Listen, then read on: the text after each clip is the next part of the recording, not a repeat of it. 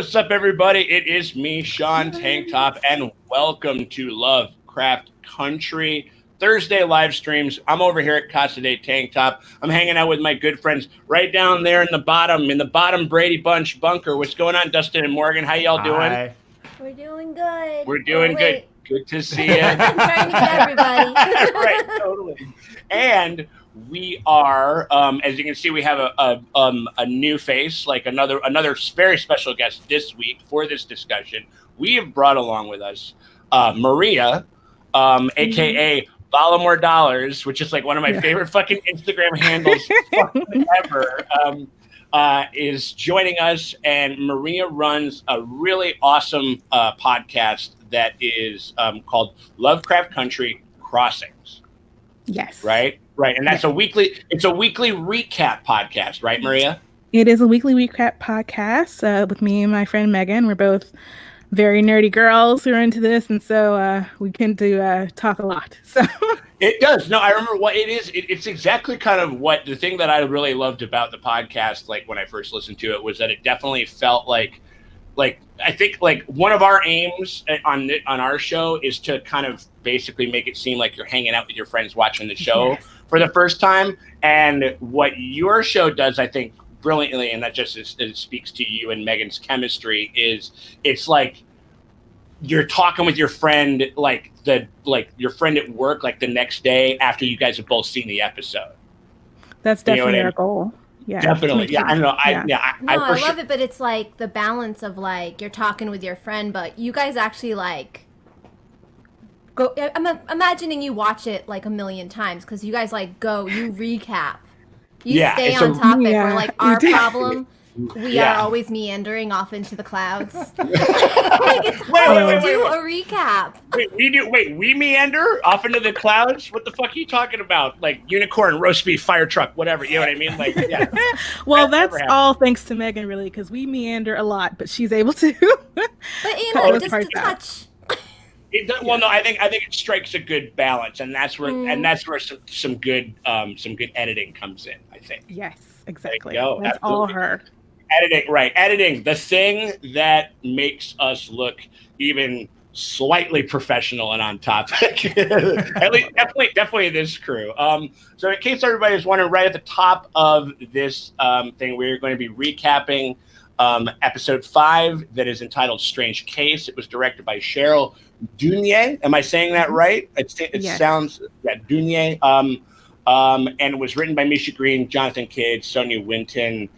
It aired this last Sunday, just at the top of the hour. And once we kind of get into some of the kind of like dicier stuff, we'll do another trigger warning. But just at the top of the hour, we do want to announce just a quick trigger warning that we are inevitably going to discuss like the scenes that kind of involve sexual assault, that involve like kind of, you know, like some of the violent scenarios that this show kind of showcased in this past week. We'll do another trigger warning before we kind of really get into it and stuff like that. But just wanted to say right off the top is that is something that we're going to be dealing with. And we want you guys to all be kind of like aware that we're going to be delving into, you know, the themes of like sexual assault, rape, of victimhood, and like all of those things that I think the show like has definitely took a stab at addressing. And I think that it did well in some cases. And I don't think and I think maybe, I don't know, maybe a little dicier than others, but we'll leave that for when we discuss that scene in particular. So what we have to do, I mean, I think the first thing that we can kind of talk about right now, y'all, is kind of like our general thoughts about the episode. What was this episode about? What were the things that this kind of episode kind of got? What was the big kind of thrust of this whole thing? Like, Maria, do you want to go first? Well, yeah, definitely. This episode was all about metamorphosis, right? So we have the whole title, Strange Case, which ties into Strange Case of Jekyll and Mr. Dr. Jekyll Hyde, you know one of them. Yeah, one of the doctor and the Mr. guy. One of the doctor, right. Totally. And so we get really all different kinds of changes for all of our characters. You know, Ruby's is physical as well as emotional. And then we have the relationship between Atticus and Letty going through its changes, and then Right. Montrose also has his own changes that he goes through in this episode as well. And it's underscored by the newscasters' retelling of a locust's lifespan and what happens, how many times they have to metamorphose before they become powerful and devour everything. Right, 100%. Yeah, I mean that. Yeah, I think that you hit the nail on the head, Maria. Insofar as like it definitely was about. It's about transformation, and it's about it in two different ways. Because I think it's because I think that it's about the transformation that some of the characters kind of go through, like as a means of like progress. But I also think there are transformations that are also kind of regressive that they have to do. Like, whereas, I think that Ruby's character, when she transforms into Hilary Davenport, has to kind of regress into this kind of, I don't know, I think that because like she has to kind of censor herself and her own blackness and kind of her own, like kind of her, I guess, her own personality in order to like kind of live and work in this world that she's wanted to work in at Marshall Fields, that she's been trying to get in, for months apparently and stuff like that. Well, and I thought that was an interesting element. Oh, what she's doing is code switching, right? Yes. So that's something, any kind of minority would be familiar with when you're among the majority population. And they don't really, one thing that I really like about the show is when it comes to Black experience, they don't really hold your hand a lot. They're not explaining things to you. So there is the scene where she's doing the interview and she starts to say, Letty and me. And she says, my sister and I, because she's code switching to this more acceptable form of English for this interview. Right. So she does that a lot while she's Hillary. 100%. Yeah. It was definitely, it was definitely like a thing that the show was really good about highlighting. Definitely, that was like that element, that coding element was kind of, I think, the most that the show has ever been. This was at the forefront of everything that the show was about. I mean, like, and it also dealt with kind of, certainly in the case of Montrose, and certainly about his struggle as a character. You know what I mean? Insofar as like how he definitely is still not at ease with himself. You know what I mean? Like it, and I think that was very evident from kind of the initial scene that they had with him and his lover at Cabrini Green and stuff like that there. I thought that was like a very, very like everything that had to do with Montrose was like jam-packed with a lot of information that that had been hinted at about Montrose, but they kind of, they really delved into it hardcore like this time. Draces, what were you thinking? What was this like episode kind of about as far as for you? I totally agree with Maria. Yeah, metamorphosis and and just the idea of passing, where with Ruby, obviously the most obvious version of that, but then also even Montrose, where he has to put on this like tough exterior, probably in reaction to his father beating him up, because his father could kind of tell that he was like too sweet as a child. So him having to pass in a straight world, and then even like just to a little bit, Christina having to pass in like a patriarchal, like she was grown up in this patriarchal cult. So being in a male body, but like it's a little bit less. So it's mostly the Ruby and the Montrose situation, but yeah, I mean, that's mostly what I glommed onto as far as the themes for this episode. Right. That and did you have anything else, Dustin? No, I mean it's pretty on the nose all the way through the episode. It's sure. about each character's metamorphosis, and really, the only character that doesn't get a true metamorphosis arc is maybe Letty. That Letty's still kind of the same all the way through. Sure. Everybody else has that arc. Yeah. Yeah. Well, Letty. Atticus's relationship is like right getting deeper. Yeah, and, but like, I mean, more vulnerable. We do see. Well, she has a story arc, but she doesn't have a metamorphosis arc. Is what I'm saying. Right. Even Tick has that sort of like arc of like he's trying to break free from the history of violence from the last episode. Definitely. Yeah, I think Letty is also trying to let go of the past and how she felt about love when it came to her mother and her sister, so that she can make that connection with Atticus. 100%. So they're both like leaving these things behind, shedding these old ideas and thoughts, and ways of being absolutely. to try and make this new relationship. And I mean, like, and the best way to do that is to like a really hot sex scene on top of a car and then a bath. You know what I mean? Like that's that was the one thing. Sometimes that was like, yeah. I mean, that I feel like I wonder how many times people were rewinding on their DVR for like all of the sex scenes in this all the sex scenes in this episode were very I mean, this is just a visceral episode. Another fucking general thought about this was just like how kind of just like I think visceral is the first word that comes to mind. Like both with like the sex scenes and with like the transformation scenes, like just like the fucking crazy like kind of body horror and shit that we were getting into in this episode was like, I don't know. It would like, I'm just saying like butthole pucker was like up to 11 like on this fucking episode. This episode messed with me because in Chicago we are in like cicada season, which are like bugs that scream and then rip their skin off. And so when I walk my dogs, there's like dead cicada husks, but they look like just like perfectly preserved bugs. Well, that's the newscast that was happening. It just makes me think of this. They were literally talking about locusts, right? Yeah. In the newscast. 100%. Oh my god. Yeah, it was definitely like there's just like a lot of uneasy, a lot of queasiness happening with this episode, and I thought it was really, I don't know, I just thought it was pretty masterfully done. And so like and kind of moving on, that was kind of what we were thinking was some of our favorite scenes of the episode. Traces you guys had. We kind of agreed, right? Like that. Right. Those metamorphosis scenes. I mean, I'm just a big horror and gore fan anyway, and I was like, they were so well done, and I love that we're in like peak TV, where this is just like a TV show. Right. Back in the day, you did not get effects like this. Well, you would probably have to do it like through like literal cutting and editing, kind of very similar because you had drawn the conclusion of American Werewolf in London.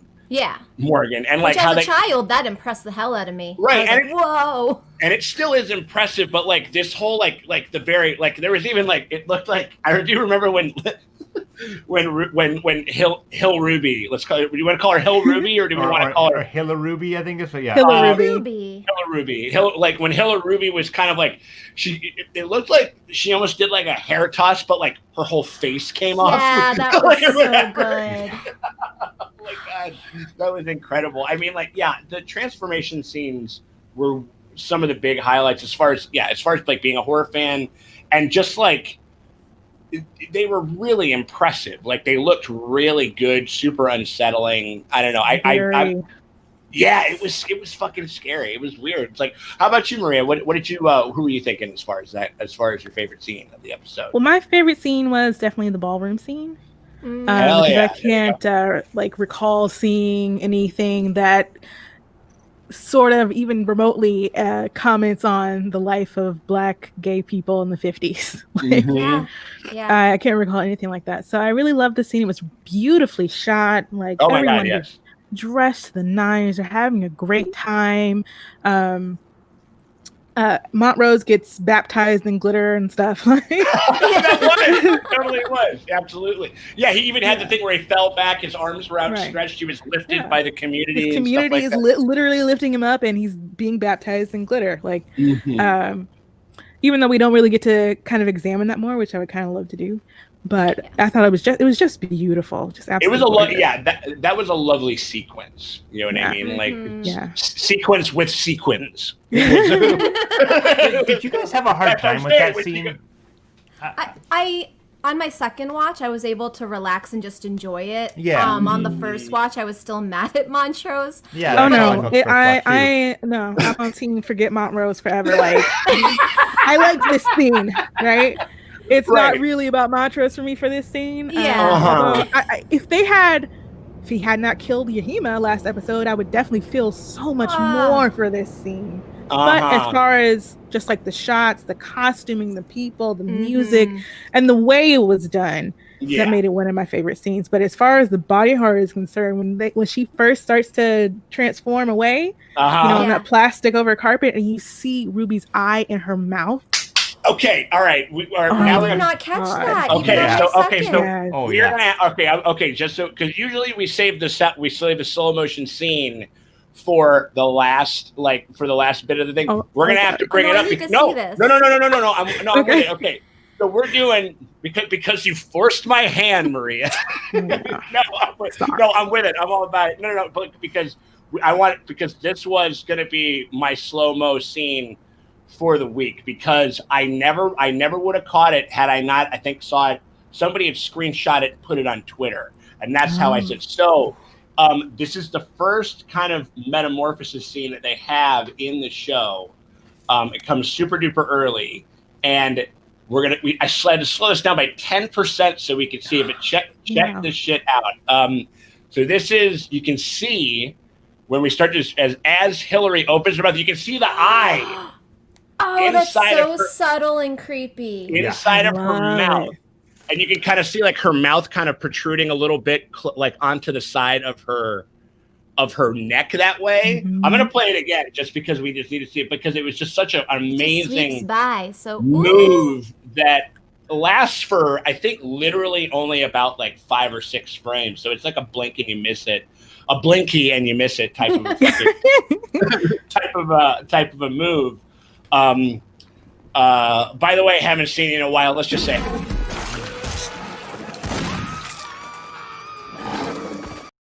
I can't. If you such a good boy. Such a good boy. Blinky is like the Beetlejuice of this show, but insofar as you only need to say Blinky once, and I'm willing to make and Blinky will appear.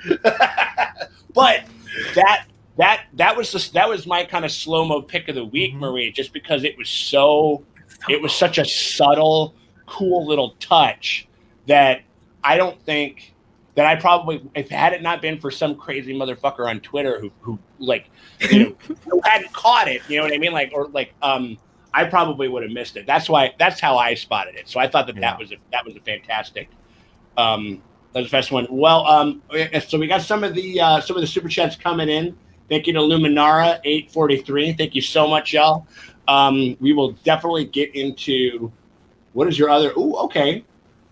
Okay, all right. Maybe we'll save that one for the end of the episode, since we're going to be getting into a lot of different stuff. But we will get to your question from your super chat at the end of the episode. You know, I wanted to say something about that the drag scene. It is, as a fan of Drag Race, it was really kind of impressive to see how much like Monet Exchange just really was forefront of that whole scene. And you know, Shangela's been in. Shangela's like now like the people's drag queen. You know, Shangela's in like everything. You know, Shangela's like, a little more mainstream. She's super mainstream. I mean, you know, being in in that whatever movie with Lady Gaga. Yeah, Lady Gaga. Like, you know, that's a huge movie. Yeah. You know, and you know, has been in like a ton of advertisements and has just been everywhere. And like Monet was just like, nah.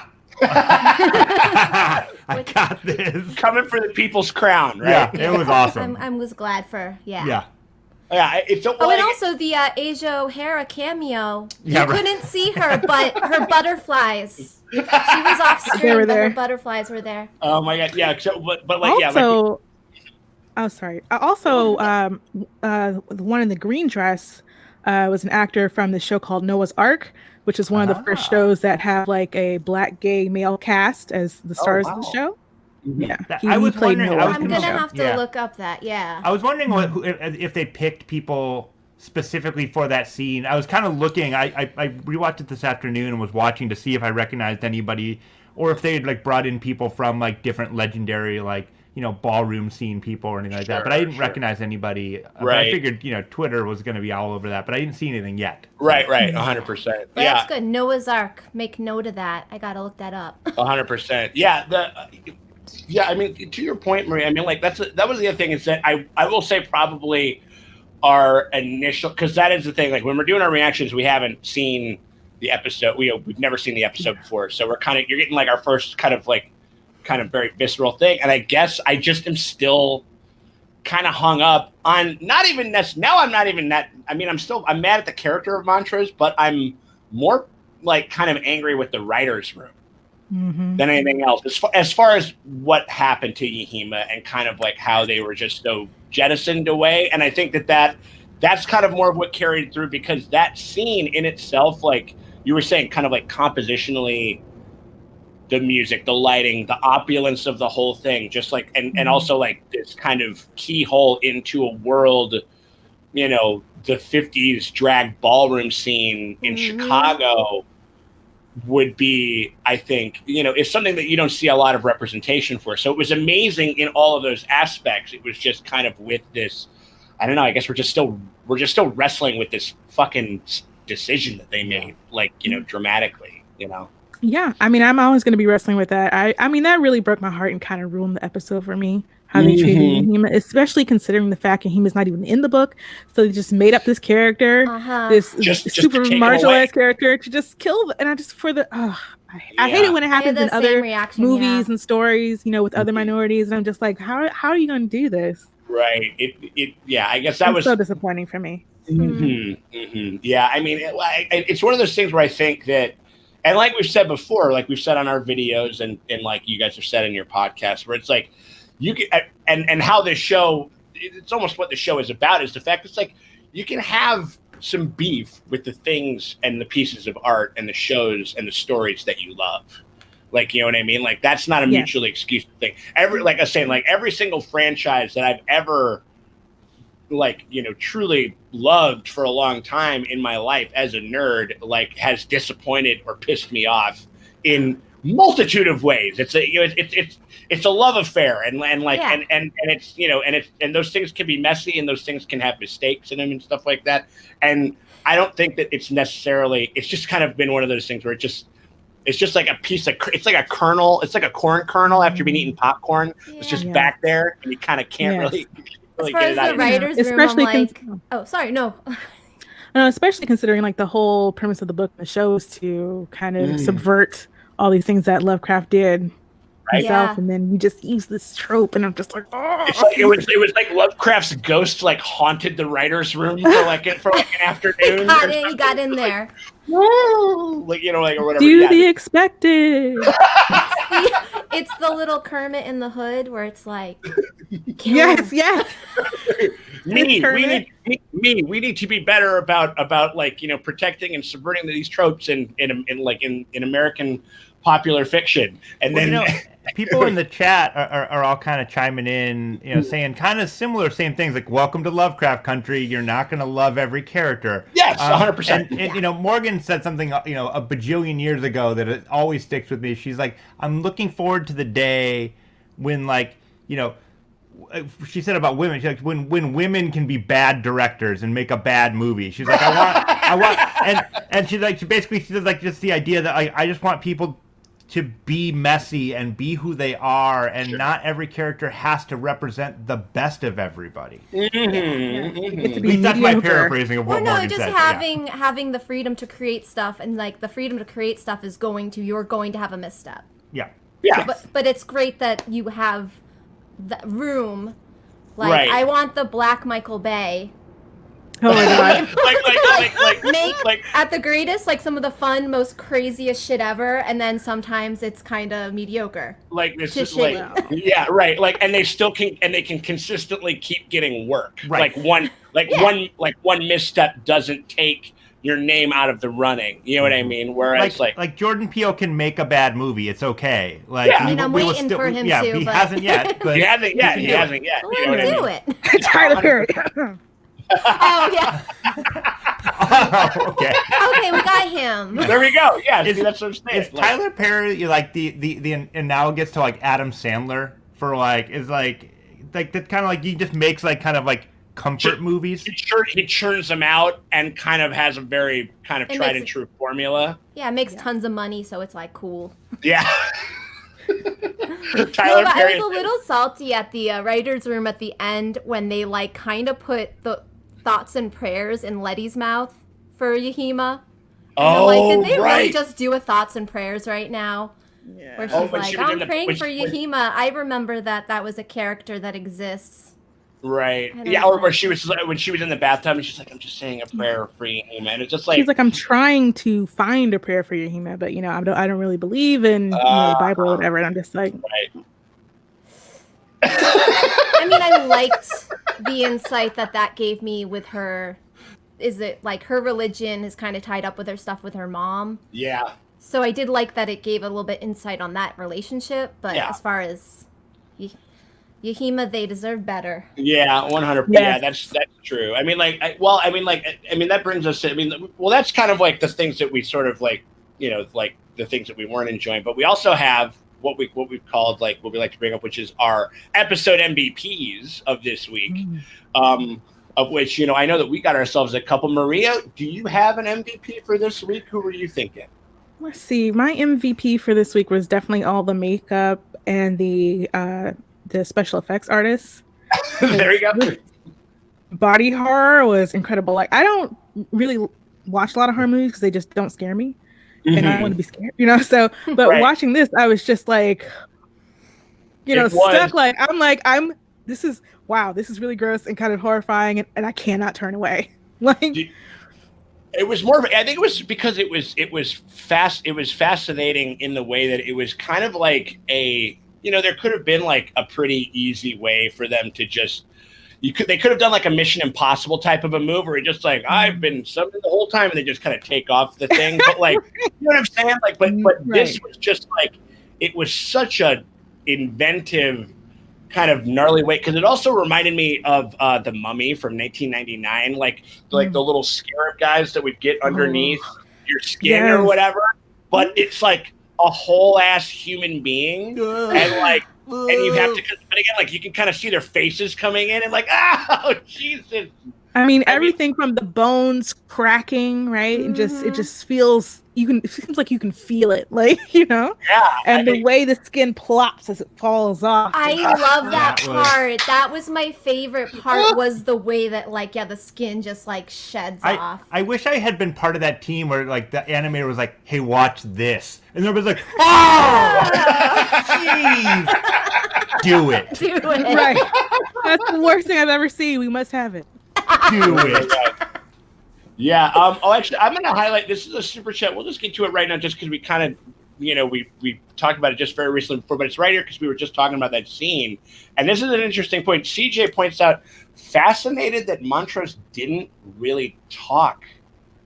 He didn't really have a line of dialogue, I don't think, because he just kind of walks in, doesn't say anything. Than what he said. All he said was gone. Right. Okay. Yeah. There you go.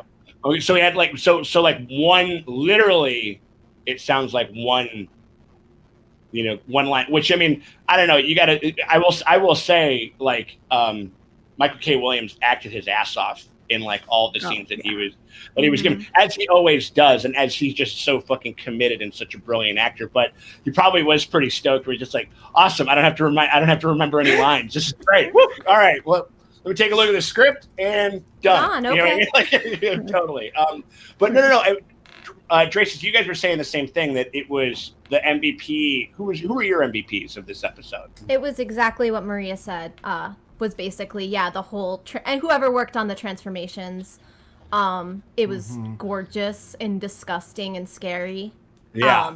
If you weren't a book reader, that first scene when she's first changing and Christillium.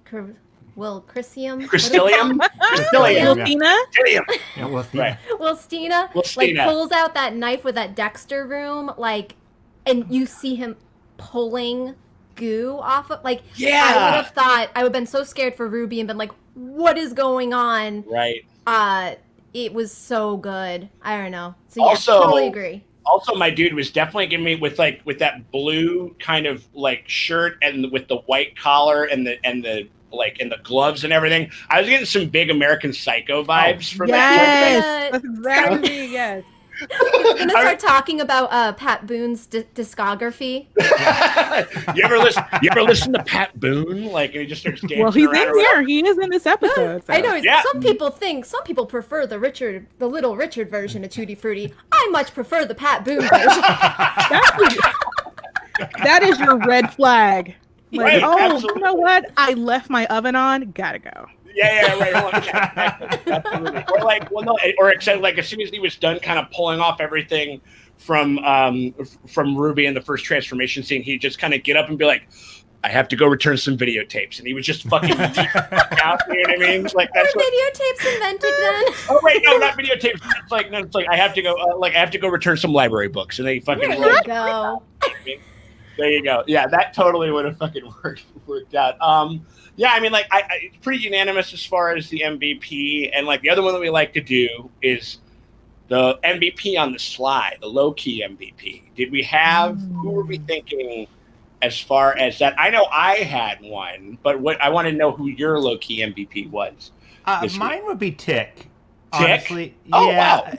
It's kind of a weird one, but only in because like, you know, we were talking a lot about like transformations and all that, and his like change from this like super like just off kilter, like unhinged, like just madness, and just him just being mad and rage filled, and there was a part of me that was like, okay, well, I don't need to see like, oh, like this is Beauty and the Beast, another, you know, angry black man soothed by, you know, his woman, and that's the right. just like I shouldn't need that trope again. Mm-hmm. But I thought that the love scenes between him and Letty were really tender. Mm-hmm. And I did really love that line that, you know, that please don't be scared of me. And I thought I might hate it. Right. Like, oh, this seems like some abuser bullshit. Right. But it felt genuine. Yeah. It did feel genuine in that. And, you know, for Letty's sake, I hope it was genuine. That's a testament to, I also think just Jonathan, what's Jonathan Myers? Majors. Sorry. Jonathan Majors, like tremendous ability to kind of like, because he's like one of those, he can play like kind of the heroic kind of like sort of like figure, like man of action figure, but he slays those like more kind of subdued tender moments. I think that I think, you know, like, what's happening when he puts his cool glasses on. Dude, when he becomes a sexy fucking nerd. Yeah, you know, that's how you know some real acting's coming out. I love when an action guy puts on his little glasses because he's like, I also research. Yeah, right. Yeah, exactly. It's also half of a action. You can't action until you research. I'm also doing my fucking homework. That's for goddamn sure. Sleeves off, glasses on. I'm like, yeah. Well, he has medium tank tops in every color, so. I know the tank tops were the low key MVP, right? Always MVP. That was. I mean, shit. That might be a high key MVP or whatever. But as I said before, I'm just like, cool. Like, I'm gonna be replaying that section of the episode like every day while I try to like get back into shape, because the motherfucker's tank. Like, I have my name has tank top in the name, and this motherfucker is just very. It's just one of those things where I got to pick up the slack and stuff like that. But did you have a low key MVP for this episode, Maria? Who were you thinking? Mine was Sammy. I basically put Sammy deserves better because yes, the whole like love scene with him and Montrose was very harsh. Like, and I understand why they made this decision for the character, but I would have also appreciated a love scene like Atticus and Letty, you know, where it's more tender and more loving and that kind of thing. And I understand why they made it the way they did for the character. It makes sense that Montrose comes in with this force and this kind of violence and this guard up, and he won't kiss Sammy and all this stuff. But also, we can stop spitting. Please. I am begging the entertainment industry. It looked like it was fucking like it was cold season, because that was the biggest. He had to be holding on to that for a while. Like, you didn't hear him do, you know, it was there already. He was, I mean, like, it was either that or he was like, you know, was like sucking on like a Jolly Rancher and had it all kind of backed up and waiting and shit like that. I was like, you didn't even hear that. It was just there. Right. It was this bucket of like mucus. It really was. Like it was so meaty, and it was like, is it cold season? What the fuck's going on? Like in Chicago Get right some now. Mucinex, He Montrose. was on the CTA. I know there's some oils in there. I know there's some lotions in there, some cocoa butter, some olive oil, something. Anything like that. It was just, I think it was the size. It was like because he literally. Because it was just like, and then like it was like a loogie the size of like a newborn baby. Like it was just like right there. And maybe that's why Montrose didn't talk this episode because he had to like. Because his mouth was dry afterwards. Yeah. That's why Montrose couldn't talk, was because he was completely dehydrated from the loogie that he. Oh, no. Oh my god! I mean, like maybe that is what we're doing. Also, shout out to CJ. I'm going to get to that. That's actually one of my points later on, but we will definitely talk about that. CJ, thank you so much for the super chat. Also, by the way, y'all, our super chats are going to Molasses Chicago. 100% of the proceeds are going to Molasses Chicago, which is a non-for-profit that takes care of Chicago LGBTQIA youth in the city. So all your super chats, all that money is going to a great cause for people who need it. So again, shout out to CJ. Thank you so much for that super chat, y'all. Oh yeah, I mean like the spit. Well, you might be onto something, but that might even have to trump. Even though I did have, I had a pick for this week's low-key MVP, and it was Closet Guy. Oh yeah. Oh.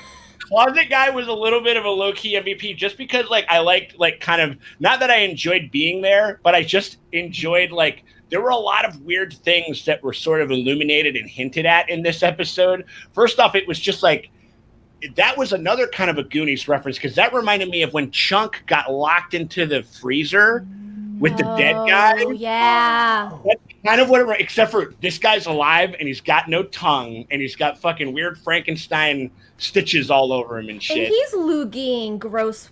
And he was getting a little liquids. Yeah. He was definitely like a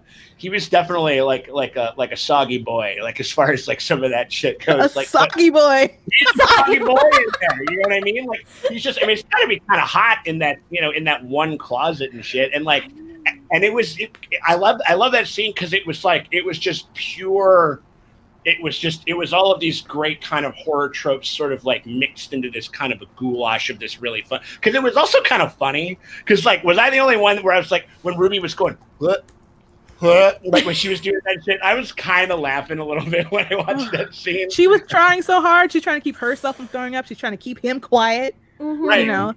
And he's locked up in this closet. I can't imagine what that smells like if he's not having space to go to the bathroom or anything like that. And then all of his blood and all his like. Ooh. Yeah, man. Yeah, it's like it's the soggy bottom boys all over again, man. Like it's fucking rough shit. Like, but I think it was kind of that guy and kind of what he induced. Also, another thing that was crazy about that scene that some people picked up on that was kind of a little. Well, it's like it was kind of like it was hard to see. But the police chief, with like all of that, was that something that like it was something that upon first watch I kind of couldn't. Again, thanks, shout out to Twitter. Twitter fucking Twitter does a lot of terrible things, but if you have a specific interest in a hashtag of something that you're trying to find out some more information, it can be helpful sometimes. But like the staples across his chest basically made it seem like. This police chief had his head, the top, like kind of like the top of his head, basically grafted on to a black man's body, is what I'm thinking. Looks, I wasn't sure if he just has his whole torso replaced or if it was like a skin graft. I don't know. Yeah. Right, that's what I'm saying. I mean, like, yeah, it was. I just remember it was very. Yeah, it looked. Somebody was saying like it kind of looked. Manic. Oh, shout out to Manic Meeks. Manic Meeks is on the check. Yeah, it was like. What's going on? How are you doing, dear?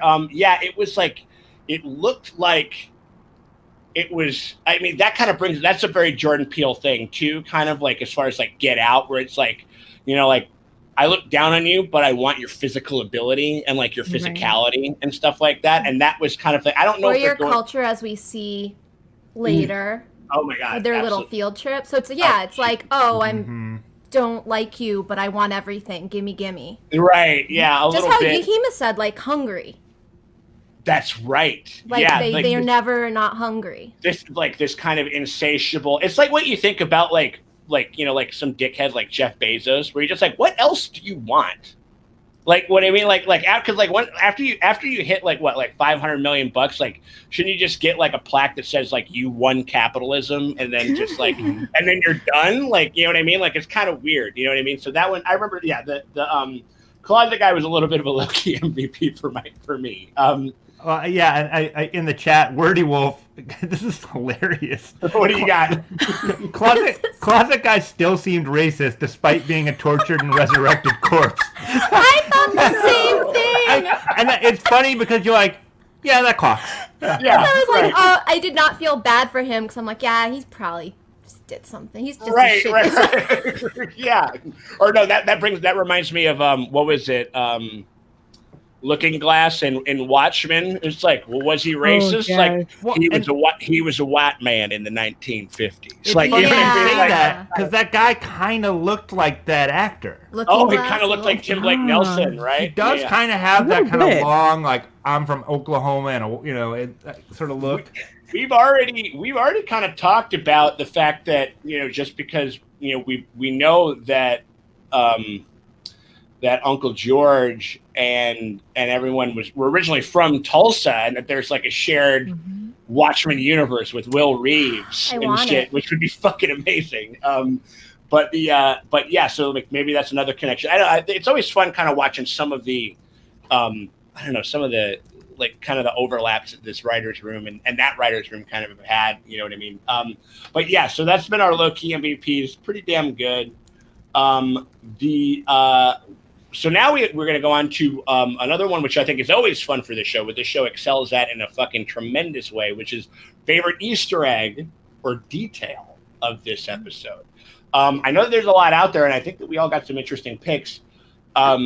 Maria, what were you thinking? What was your favorite Easter egg or detail or something that you caught this week? It was when Hilla Ruby is having her first day out.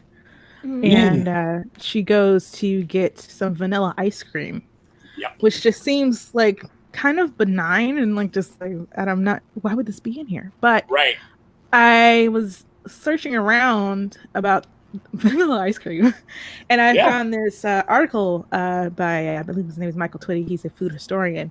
And he quotes Maya Angelou's I Know Why the Caged Bird Sings, where she says, people in Stamps used to say that the whites in our town were so prejudiced that a Negro couldn't buy vanilla ice cream except on July 4th. Other days he had to be satisfied with chocolate. So while it may not have actually been truly illegal for Black people to eat vanilla ice cream, it's a quote that kind of gets to the sentiment of the nonsense of racism, like the lack of rules, the lack of logic, and how white supremacy delights in being able to deny the other joy and progress and that kind of thing. 100%. Yeah, that was that from that. I think because I found that was going to be mine. Maria was the I remember it was set to that awesome poem, but I remember it's like she's going to get ice cream, and like the big thing. Somebody was like, damn. Tokyo Drift outside our house right now. What the hell? It's my fault. I invoked the name of Michael Bay earlier. Yeah. The Bay farmers are showing up to your house or whatever. Sorry about that. Draces, let's roll out. Like whatever. No, anyway, Sean, you were saying. No. It was to the same thing because I remember because I had myself like a little bit of a head tilt. There was that one, and I think I also said in our video, it combines that kind of that reference of that work by Maya Angelou. I Know Why the Caged Bird Sings, and also there's the whole thing where he's like, you don't have to pay, ma'am, you're fine. Like he remember and that was like kind of the whole like the Eddie Murphy white like me like type of thing, which like they just give themselves free things, but that is again like it's a very kind of it's just about that whole kind of like I think we were talking about that, like the whole kind of like white solidarity kind of very like subtle, like kind of micro moves that will happen and stuff like that, and that was definitely speaking to that. Also, another little thing about vanilla ice cream that people don't know is that it's flavored with a spice that's indigenous to Mexico, and the cultivation of which was improved and perfected by an enslaved black man named Edmund Albius, who was from Reunion Island in the Indian Ocean. So the reason that those fucking lily white pieces of shit could fucking even enjoy it as much as they did in that scene was because of a person of fucking color, of a black man. So it was just like, I remember it was just pretty insane. That whole thing, again, like you said, a very benign scene, Maria, but until you unpack it, which is like one of the things that I think this show does tremendously well. How about you, Draces? What were you guys thinking of? What was your favorite detail of this week? I loved the use of Little Richard in this because it ties in so well with the entire theme. And it works like even on 3 levels when you really like, when I was really thinking about, there's this great book it's by Ann Powers called Good Booty. And it's called Good Booty because the original version of Tutti Frutti was Tutti Frutti Good Booty. It was like a raucous ode to queer sex that he would play. He would tour with drag queens. He would play in gay bars. And actually, when he went to the studio to actually lay down like tracks to pander to like a normal national audience, they couldn't really like capture the Little Richard magic in the studio until they took a break to like a gay bar, and he performed he was fucking around playing Tutti Frutti Good Booty to like the drag queens, and they like, the producer like noticed how everybody went wild, and he's like, that's the song, we just need to like straight it up a little bit, or a lot of it. So the fact that the song is like passable when they give it to Pat Boone for a white audience, and then you're like, oh, the original version, the black version that you hear in the South Side Club, even that is passing in a way. It's like straight passing. But I love that. Well, I don't know if they were playing Tutti Frutti. They played it over the drag queens, which I think was a choice. Yes. Because Little Richard was like cultivated and grew up. He was nurtured by like drag queens, drag culture, queer culture. So I just thought it was really smart. Right. As far as like an overlying theme to tie in like Ruby's passing to like Montrose's passing. Yeah, I mean, because you're talking about how it works in those levels there, it just kind of reminds me of when Montrose shows up to Sammy's door and he's like, who was it this time? Right? Yeah. Where you don't fit in anywhere. It could be because you're this minority, or it could have been because you're that minority. Like, there's like, that's the thing. I mean, that's the one thing is that, for as, and again, like every time most of the time, like when we're sort of like, kind of, we're crowing about Montrose, we're kind of more crowing about the writer's room and kind of like, and they're just, you know what I mean? Like, whereas like because I remember we had spoke when we did kind of our little test the other day, like how that initial scene with Sammy and with Montrose was very like Brokeback Mountain-ish kind of in a way. There was like a little bit of that where it's like one of these two queer men are definitely more kind of at ease with themselves than the other one is and stuff like that. And the fact that like Montrose is like in this fucking nightmare Venn diagram of marginalized communities and stuff like that. You know what I mean? Like that he's kind of like right in there. And so, I mean, again, I felt like all those things were powerful. It's just kind of, I think it's, we're just hung up on kind of the writer's room kind of like fuck shit. You know what I mean? Of it all. It's when your friend is dating a dude that sucks. Like the coolest person you know, but like you meet their significant other and you're like, oh, him? So it's like I love Sammy. And you're like, oh. And you could tell when Montrose walks in, he doesn't say a word and he just takes his belt off. This happens every couple months. It's like a cycle or something. It was so like clearly Sammy was like, okay, I'll take I love you, so I'm gonna take what I can get, and just like you could do better. Yeah, Sammy deserves that tender love that Tick and Letty get. Honestly, though, on second watch, I do notice there is an implied blowjob at the end. Yes. Yes. So he got Montrose at least made sure Sammy got there. There's like the Because I was kiss. like, there was no foreplay or anything. I I'm know. just like, That's why you need to spit in his hand. There's such a low bar. There's such a low bar with Montrose that I'm like, oh, at least he made sure he had any type of orgasm. Yes. Right. Exactly. I'll take what I can get, okay? Yeah, that's the whole nice guys finish last type of thing or whatever it is. He definitely at least he's holding up that kind of end of the bargain. You know what I mean? Like within that thing. Yeah, I mean, like that was I thought that was another good one. I mean, like there was also we mentioned this at the top of the hour, like the it's not so. I mean, I don't know if it's necessarily it's a nice detail. It's Strange Case, which is a strange case of Dr. Jekyll and Mr. Hyde by Robert Louis Stevenson. And I think that was another one. Were there any other Easter eggs that we were kind of digging on, or was that kind of? It's not really an Easter egg. I think my other one kind of ties into our next category, so I'll save it. Okay, I got you. All right, and with that, our next category is possibly the one where we're gonna need some Ellies, we're gonna need some Blinkies, possibly after talking about this. But it's That's So 2020, which was your That's So 2020 scene of season 1, episode 5. Maria, do you have a selection for us? What were you thinking? I'm gonna do this in character. Okay.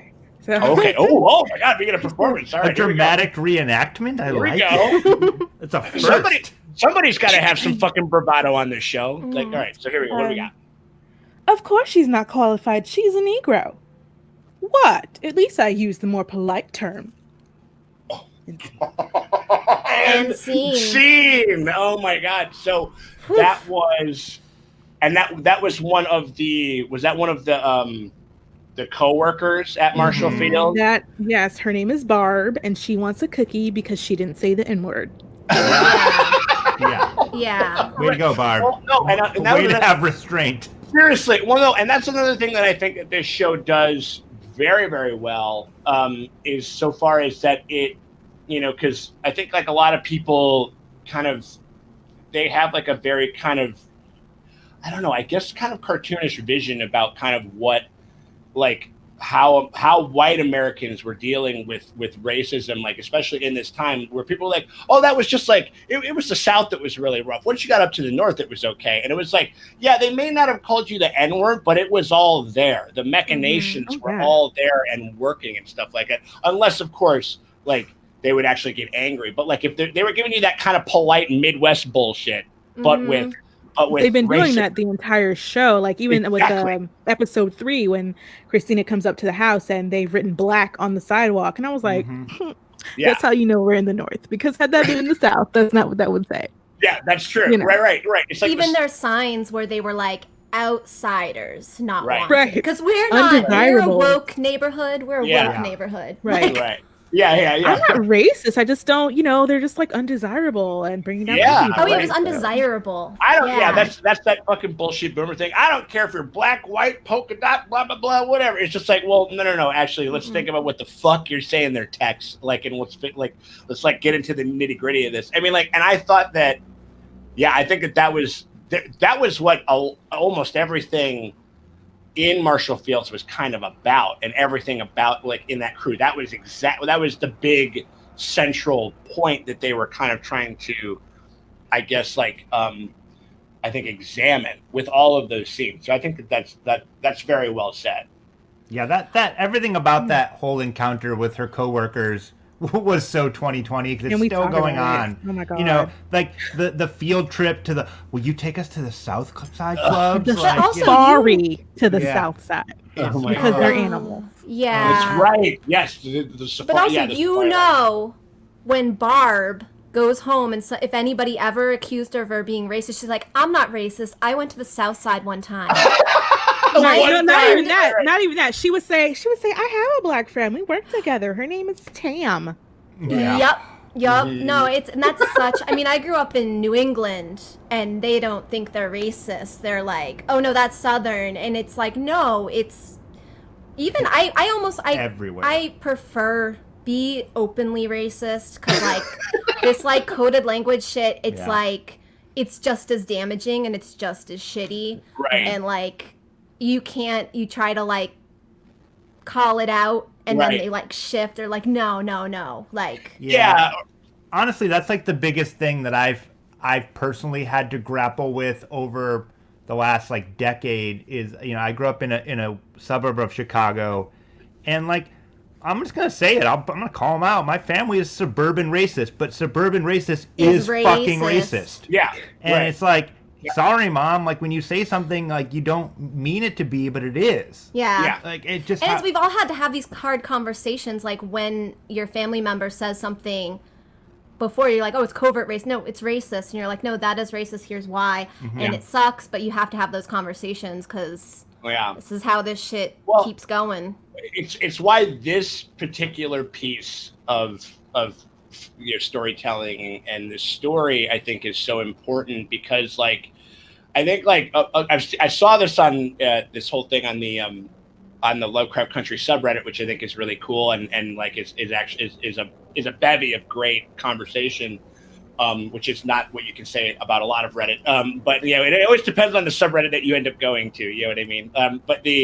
But they were talking about how like this show is like the anti The Help, like how some people, some white viewers are frustrated because there's no friendly white character. And I'm like or first, the white savior is like clearly kind of evil. Right. Yeah, like I mean, there really isn't any white savior, right? That's like what I'm saying. the nicest person that you could talk about is the dude who gave her the ice cream for free, I guess maybe, but like that's still a white interaction. So like yeah. Right. No, that's what I'm saying. Yeah, exactly. That's what I mean. And so like the whole that whole idea as far as like, well, no, I'm not. Where it's like it kind of sets kind of white viewers up as like a surrogate thing where it's just like, I'm not Bryce Dallas Howard from The Help. I'm such and whoever the fuck from The Help. You know what I mean? Like Stone. Whoever the fuck it was. That's who I would have been back in the day. Right. That's right. If it were me, when it's just like, I don't know, man. If like, Nazis were marching in the streets, I would have punched them. Yeah. Like all that shit. Yeah. Sure. Yeah. I wouldn't have gotten on Facebook and been like, we shouldn't punch anybody. Yeah. Right. Yeah. Right. But I think the point you're making is particularly true with this episode because this is the first episode where we don't have any kind of monsters, really, right? We don't have any ghosts. Right. We don't have any. Well, we do have wizards, but like. No. But insofar as like humanoid, humans. We don't have like a outwardly menacing force that is kind of like that. You know, we don't have like a Blinky or an Ellie or a what's his name, a Hiram, you know, like type of guy. You know what I'm saying? We don't have anything like that. It's kind of mostly it's all about an internal struggle that the characters are kind of going through and their own demons that they're wrestling with, you know? And so, I think that... I'm just having a realization as we're having this conversation about what's up? How this is so 2020, is that it's just exploring the, you know, the patriarchal racial hierarchy we have in society anyway, right? Because Ruby is able to stop the cops from... Well, Hillary Ruby is able to stop the cops from beating that kid. But the cops won't let her out the car when she says, "No, he's not my husband. He's doing something." You literally just those were the two things that I was just about to come up with. Like, literally the most. No, this is great. No, it's great because the most obvious is like the second the cops get out of the car, they literally like bolt out of the car and slam that kid on the ground. Yeah. Like, what did you do? And what did they? You know, they like. I think did they call him an animal or something? No, she said. Yeah, they said don't protect that animal. And and so that's the most obvious, parallel to current times. But the one thing that's really interesting and it kind of ties into everything about the whole episode is that car ride, and they use the song "Tonight You Belong to Me," and so. We have we have Ruby is interrupted yet again, even though she gets everything she wants. She becomes, this. Can do whatever as a white woman, she's still beholden to a white man in the same way that Crystalium is still not as good as a white woman is still not as good as a white man. Right. And so it's just these levels of hierarchy and bullshit. And it's the same thing that, that Montrose is kind of seeing where it's these hierarchies of, passed down generational, self-hatred. And that's what Tick is struggling with. So we're seeing all of these parallels through that little subtle nod of like, well, yeah, she's free, She'll get interrupted by her white husband, though, if he felt like it. Yeah. You know, oh, these must be the fits that your husband told us about. Like, and she needs her pills because she's a woman and they're crazy. Right, exactly. Right. It's like she's just too emotional to handle herself. Her uterus is wandering. Wandering uterus. Oh no, that's real. That sounds like a old like psychedelic like 60s band, like the Wandering Uteruses or whatever it was. No, but and again, like you saw like those cops like in that whole scene. That was, and again, like I do like that, even though she obviously kind of hadn't quite really Ruby hadn't wrapped her head around it, but once it was like those instincts were immediately. Like it kind of reminded me of when Letty came in and like smashed all the windows to the car. Immediately knew as soon as she heard those sirens to like hands up, like down on the knees and everything like that. And how as soon as those cops showed up, you can see Rubillery. Is that how we're saying? How are we saying it again? I think Ruby is probably Ruby rolls up to Ruby. Like immediately the hands like go up and stuff, like just very instinctually. And I thought that was a very 2020, it's so telling moment. And again, it's just like, you just want to be like, listen, officer, I know that there's no problem here, but could you come over and check out this grove? I got somebody I want.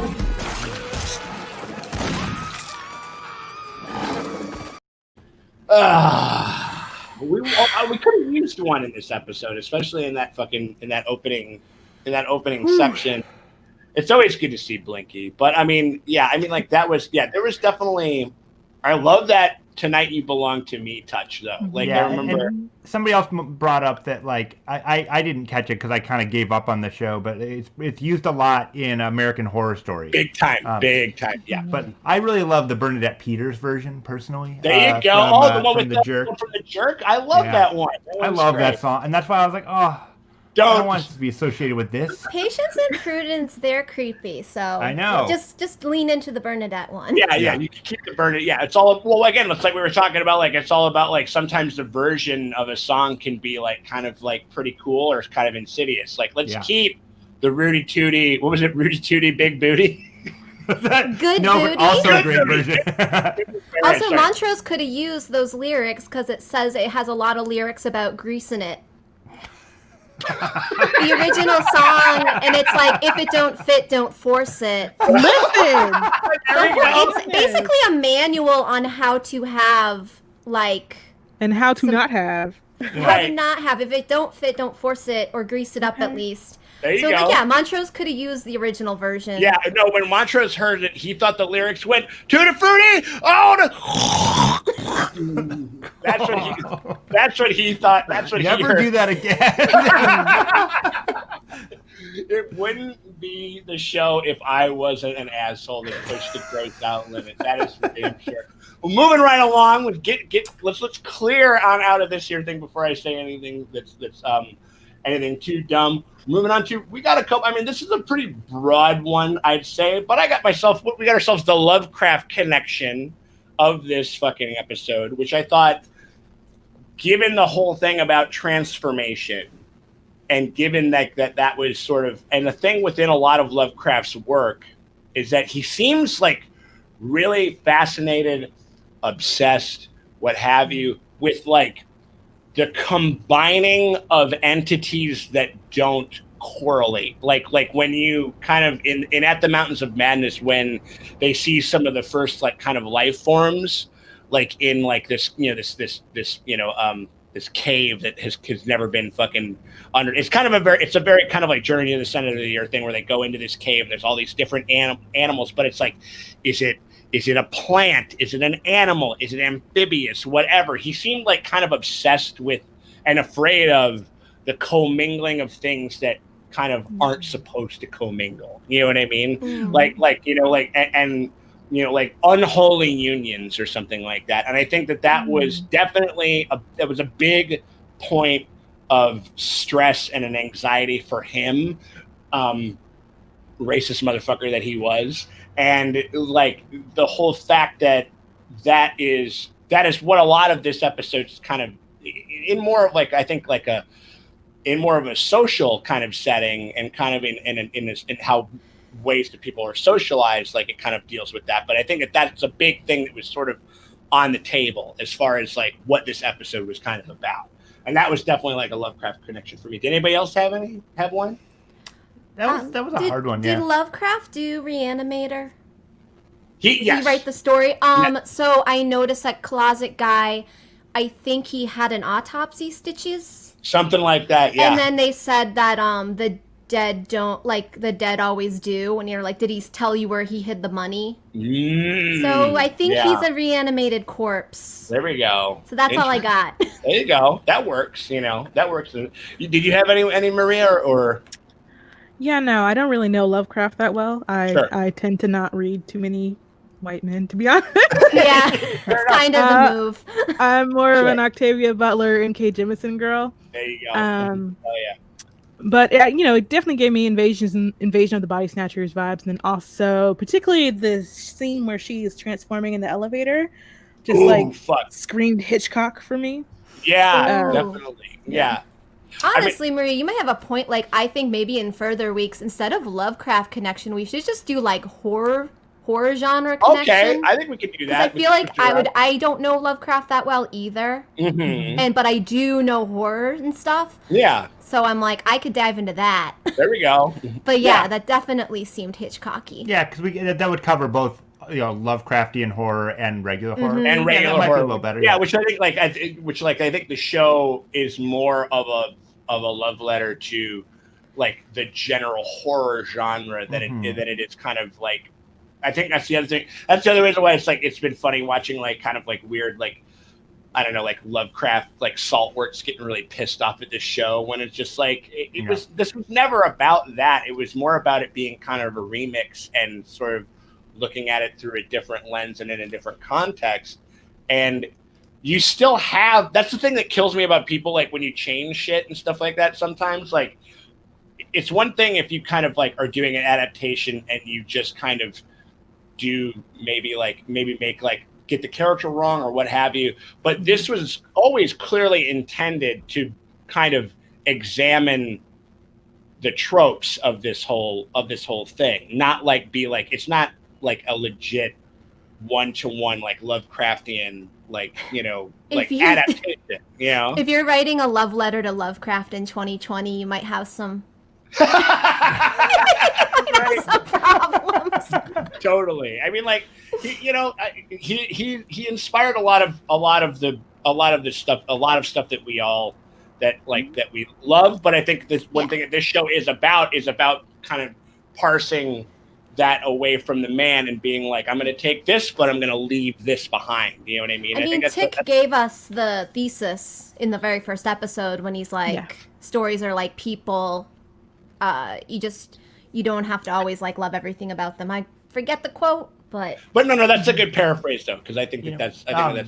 Speaking of leaving behind, a couple people in the chats that brought this up. We kind of thought a little bit about this too, and you just mentioned the elevator scene. Who's cleaning that shit up?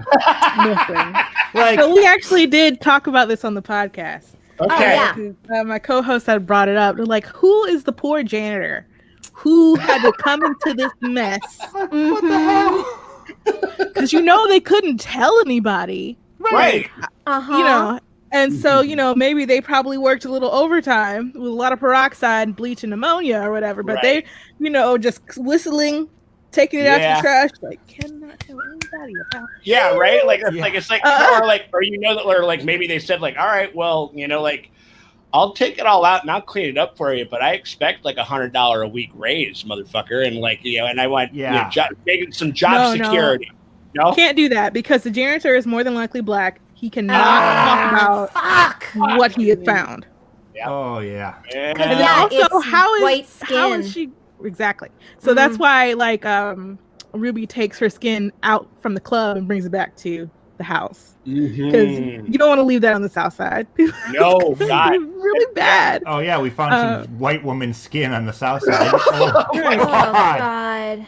Jesus, right? Yeah. Although I do wonder how she got from the club to the house without anybody noticing her. Yeah, that's kind of weird. Yeah, a lot of the I was so dazzled by the transformations. It's like sometimes I don't like to think too. I'm like, how would she's naked, covered in blood and bits of white woman's skin. Like, how is she getting on the CTA? They're doing a little bit of like Game of Thrones, like look over there, like fucking, you know what I mean? Like where they're just like we just got there. We just got there. Don't worry about it. We're just trying to tell a story. You know what I mean? Which but that's also, horror movies. That's like yeah, totally, 100%. I'm used to suspending my disbelief. Right. Yeah. So I and again, like, we'll talk about kind of what we kind of suspect is going to go forward for the next couple of episodes. But I do think we'd be remiss if we kind of didn't talk about we did make, again, trigger warning for everybody. We're going to talk about one of the kind of more controversial scenes of the episode, and kind of like it's sort of the crescendo of the episode. I would say, like, it's kind of definitely like kind of it's the moment where kind of Ruby exacts her revenge on her boss and stuff, like, because that also ties into the kind of what is this, the skin of it all, you know what I mean, like, and stuff like that, and how, like, I remember how like we kind of, the moment where Ruby exacts her revenge on her boss is kind of played as like a very kind of hoorah type of a moment. Like you're playing like Cardi B, you're playing Bodak Yellow kind of while it's happening. And it's definitely like it seems coded to be like an empowering scene, but we were a little kind of distraught with like the actual text of the scene. Did you have any thoughts on that, Maria, at all? Yeah, I liked everything right up with that little shoe. Well, because people were saying not like that. Well, people were saying like the low key MVP is the stiletto, and I'm like, that's a little. I don't know if I want to live in a mindset where I think where I could ever code like a sexual assault as like a justified or deserved punishment. I don't like that. You know what I'm saying? Everything up until that point, fantastic. Absolutely loved it. I was like, oh, she's gonna beat the shit out of him. This is gonna be great. Yeah, totally. Like everything after that point, and when she was walking away, loved it. Yeah, I mean, but the whole stiletto up there, same thing. I don't like rape as like a corrective or a punishment or like anything like that. She could have done lots of other things with a stiletto that would have been fine with me. But Maria, I found myself, I'm like, I don't know why, but I would have been way better with her chopping his dick off. And maybe that's like something but I was like, oh, if she had chopped his dick off for some reason, I would have been cool with it. But maybe that's my own issues. Yeah. Or just stomping on it with stilettos, Yeah. Right. I think that it's funny because like the stiletto moment, I hated it, but I loved her like covered in blood, looking like monstrous and powerful and terrible, and looking him in the eyes and been like, I did this to you. Yes. I love that. He'll never be able to tell the truth what happened. Yeah, like, I don't know, this white lady turned into a black lady. And, like, yeah, he can't. He can't. Right. Well, I mean, I remember somebody had kind of challenged also with the whole dick cutting thing. I do like Tiana Freeman did a little sort of just like, run, Dustin. On the record. On the record. I don't know. It's kind of funny. No, but because I was thinking how, you could have had like her kind of like working him, like she kind of gets him into this. She utilizes what is obviously something that he like. It's like it's an angle that he puts over people, obviously. Like he, attempted to assault Tamara. Was that her name? Was that Tamara. her? Tamara. Sorry. And also, he definitely has done that before. Not just not necessarily to Tamara. 100%. Yeah, right. I mean, like, and so what it was I like that she kind of utilized that element of him to kind of like where he's like down on his knees, got the belt and everything like that. I was thinking like a little kind of like worked him over, right? While she's like, say she's like kind of just kicking the shit out of him, hitting him with the stiletto in the face or whatever. As this bloody mess is coming off of her, right? And she kind of reveals who she truly is. It's just like, this is the person that did this to you. And then she picks up the phone, right? And she goes like, and she screams in Hillary's voice, he's going to kill me. He's going to do something like that. Hangs up the phone and it gets framed because all of a sudden there's all these pieces Right. of this body everywhere. Frame him for murder. That would have been great. Frame him for a murder for a person who doesn't fucking exist. And then that way he's like, because I mean, you know, even though that was a horrible moment, he's still the manager of that place. Yeah. Mm-hmm. You know what I mean? Like, like maybe he'll never do it again, blah, blah, blah. But like, I don't know. Never do it again. Yeah, probably. But like, it'll probably make him more angry. He'll probably hate women more. And I also I honestly, in that moment, I wasn't really worried about, like, I don't like sexual assault, but I don't really care about him. He can go spin. But I worry for Ruby herself, because when you do something like that, it does change you. It's a line crossed, and like I really love the character of Ruby. And up until this point, she's not been like shoving stilettos, but she's had a week, you know? Right. Yeah, she's had quite a week. I mean, she's, you know, donning this white skin. And at first when I knew this was going to happen, like last episode, I was like, she's going to turn to a white woman. Just watch. Yeah. I was a little afraid of how they were going to handle it. If they were going to handle it like she hates being black kind of thing. Mm-hmm.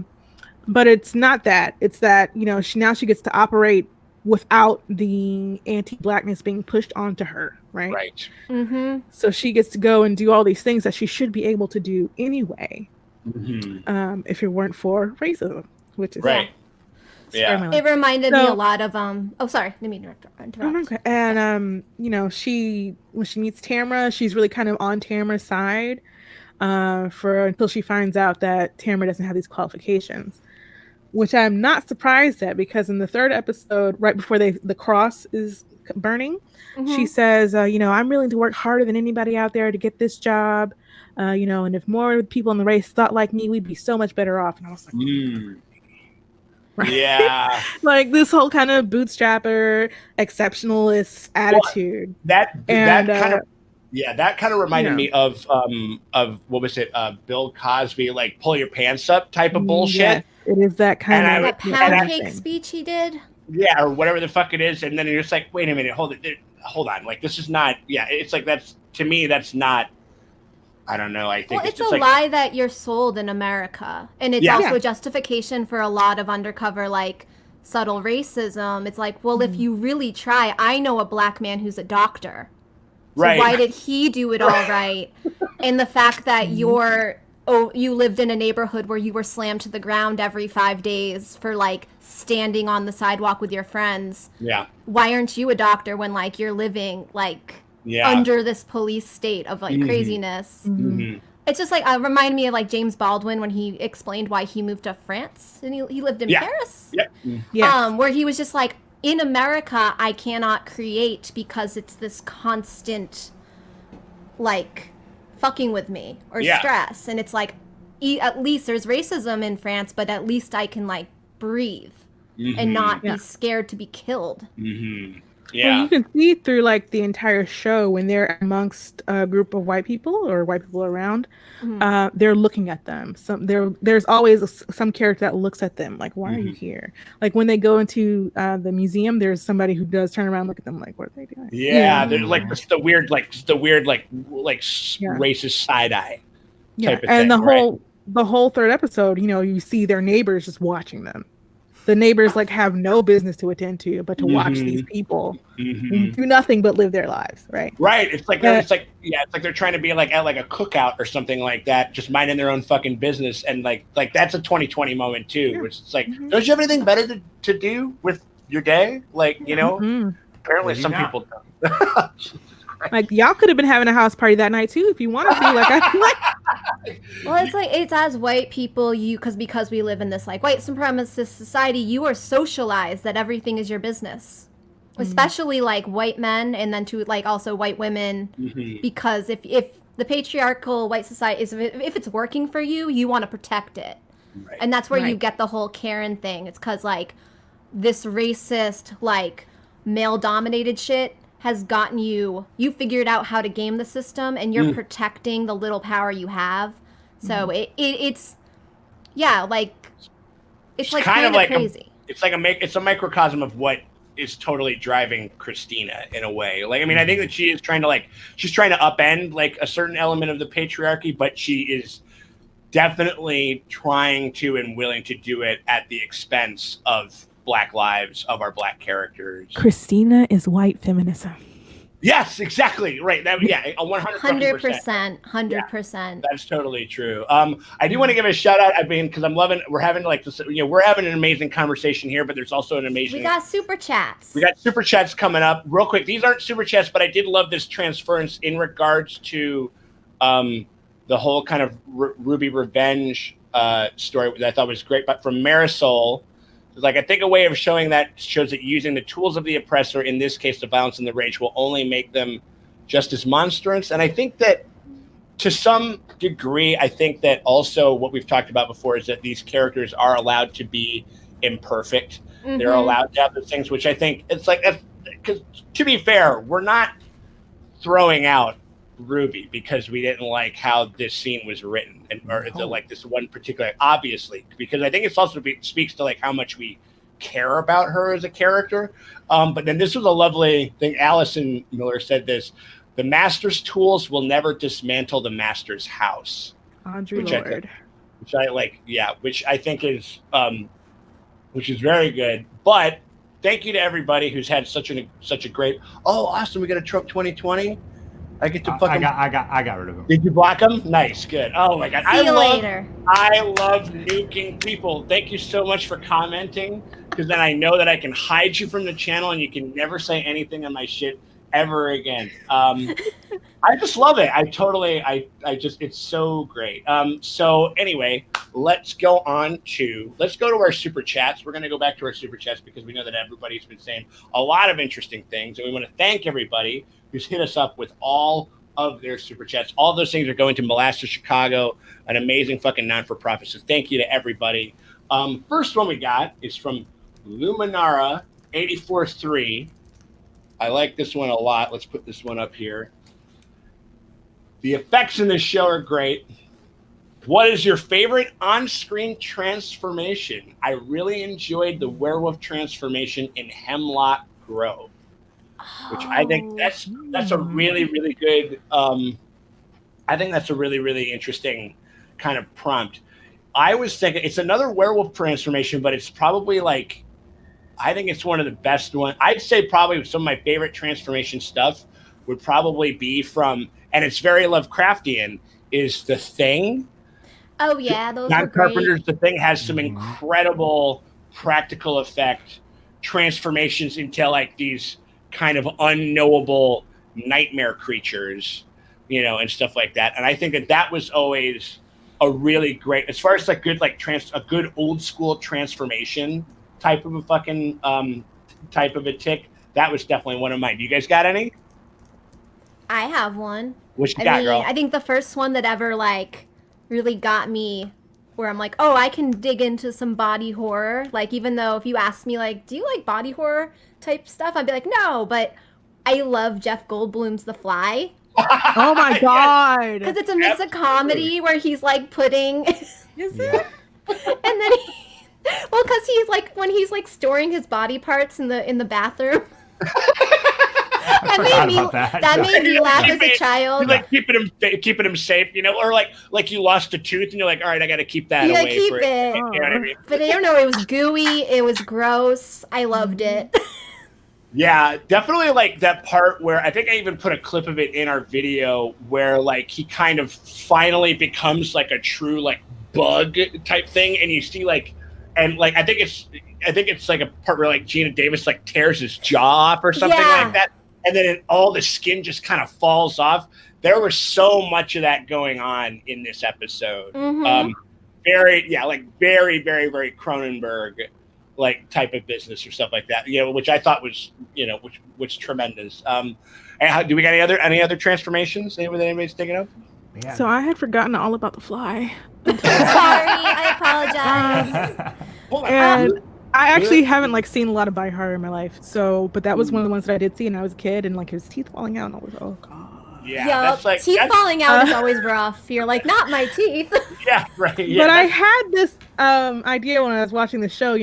She's transforming and all this stuff is falling off, I'm like, what if this is what it looks like for Sailor Moon to transform, but that you just never see it. The sequence that we see is all in like her head or something. Like right. that. That's like how she sees herself. She goes like, this is my transformation fantasy, and I'm living my transformation fantasy. Like, but to everybody else, that's what everybody else sees. I want a horror remake of Sailor Moon. Is coming from her forehead and like all body horror Sailor Moon is something. Somebody write it. Somebody needs to needs to make it happen. That's an amazing. Dustin, did you have one, or you all set? Yeah, I mean, like, well, I was like a Hellraiser or something like that. Somebody mentioned in the chat. That's a good one. Hellraiser's good. Classic. Hellraiser's really good. Yeah, that's another wet gooey one. Yeah, I like them. I like it when. Oh, you gotta have goop. Yeah, you gotta have goo, you gotta have goop, you gotta have gristle, you gotta have spit. You know what I mean? The Howling is another really good one. The Howling's a great. Oh yeah, the Howling. Is that Joe Dante? Joe Dante. That's a Joe Dante movie. Yeah, that one's awesome. Mm-hmm. Yeah, we watched that a couple years ago at the Music Box of Horror. Oh, but dude, like transformation, Gremlins. Yeah. Gremlins has got transformation shit all day. You know what I mean? Yep. And I love that's like baby's first body horror. Mm-hmm. Yeah, like all the bubbles on the back and like all that shit and everything. Like they go from being cute little teddy bears to like just skin bursting. Just like these horrible nightmares. Like often like how real children are. Real children can be body horror. Real children can be. Yeah. Oh my no, absolutely. Yeah, like little drug addict body horror fucking nightmares. Okay, and also we got ourselves another one from Katie Ann. Thank you so much, Katie Ann. Appreciate you. Who do you think will eventually take down Crystallium? P.S. Thank you for that healthy nerd outlet. Absolutely, we're happy to provide it. Who's eventually? So, do you mean like which specific character? Because it'd be interesting. I mean, I feel like it might be. I think everybody's kind of learning crazy shit about themselves. I think you had mentioned this a little bit. Dustin, where it's like everybody's kind of learning like their strengths and like how maybe towards the end they're gonna have to band together using all of their strengths, like an Avengers, like horror movie Avengers team. Avengers, like absolutely, like in order to kind of take her on, possibly. I mean, because I was thinking about it in terms of like okay, well, we're doing this in like a horror genre, but then we have like a okay, well, maybe we have like a Buffy style team up. Obviously Tick is like our hero, like berserker tank kind of guy. Sure, he's at the forefront. Letty is like super smart and like also a badass, so she's kind of like our Valkyrie character. Sure, she's got that inside info. She knows how they work. Yeah. And so and then we had George, who was like our like wise wizard, and I think that Hippolyta is going to become that. Oh, I hope he's our Gandalf because he died and then he came back. See, like there's a lot of like we could have that, and then like they all have to kind of like all team up together to fight the Cthulhu Crystallium, whatever it is. Something like that. Yeah, that would be fun. Now I just want to see like Montrose like smoking like a long pipe, like blowing like smoke rings and shit and everything. It's like the finest weed in the south on the south side Farthings, or whatever it was. You know what I mean? Like I would have loved that shit. I think we had already talked. Okay, CJ brought this up. I figured I just want to do my due diligence to make sure that we get everybody up. But we had talked a little bit at length. CJ shouted us out to the ice cream as far as like and that kind of being like a throwback to the like Jim Crow side where black people couldn't eat ice cream, and that was highlighted in Maya Angelou's in I Know Why the Caged Bird Sings. That was a lot. That's part of the reason why this show I think creates such a great dialogue with its audience. That's truly that's really fully engaged in it. I think there's just a lot of layers to this onion that you can kind of keep peeling back and stuff like that, and then you can learn from. I mean, this show, I've learned a lot from this show. I mean, like I'm not coming at, I've definitely haven't been coming to this as like this, like again, like I'm my whole thing is just like I like to think of myself as an ally, but class is always in session and I'm always willing to learn. And so that's kind of been that's definitely been something that this show has done a lot for me, like insofar and just promoting this type of dialogue. I think is what the show's really done well. I love the Lovecraft Country radio, how they've started doing like a syllabus.